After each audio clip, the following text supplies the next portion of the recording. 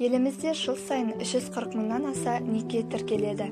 Әрбір тіркелген некенің 4-шісі бұзылып жатады. Олардың саны 40 мыңнан асып түседі.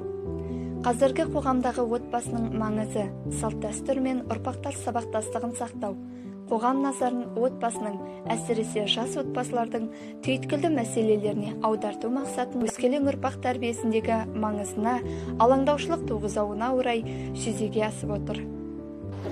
Кітап көрмесіне жалпы саны 55 кітап, журналдар, сонымен қатар ұлы тұлғалардың қанатты сөздері қойылды.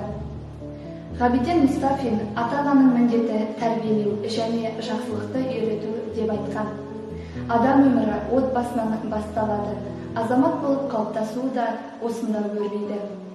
Көрмеге қойылған кітаптар отбасы тақырыбын діни, педагогикалық, психологиялық, әдеби және салт-дәстүр тұрғысынан талдайды.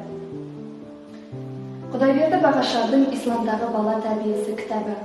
Бұл кітапта қалыңдық таңдау мен жанұя құрудың мән-маңызы, ұрпақ тазалығы, сәби дүниеге келгенде атқарылатын діни салт жоралғылар, баланың өсу барысындағы жасына сай ерекшеліктері және мұсылмандық тәрбиенің мәйегі мен негіздері баяндалады. Қазақ халқы қыз бала тәрбиесіне аса мән берген. Себебі қыз бала тәрбиесі ата-анаға сын.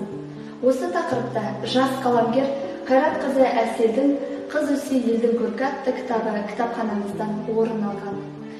Бұл еңбекте қыз баланың өзін-өзі тануы, өзгелермен қарым-қатынас жасауы, халқының салт-дәстүрін білуі, денсаулығын күтуі, келін болу әдебі, болашақ ана болуы тәріздес тіршіліктің толып жатқан қыр-сырларын ұлы тұлғалар өнегесі арқылы танып білуіне, түсінуіне көмектесуді мұрат тұтқан.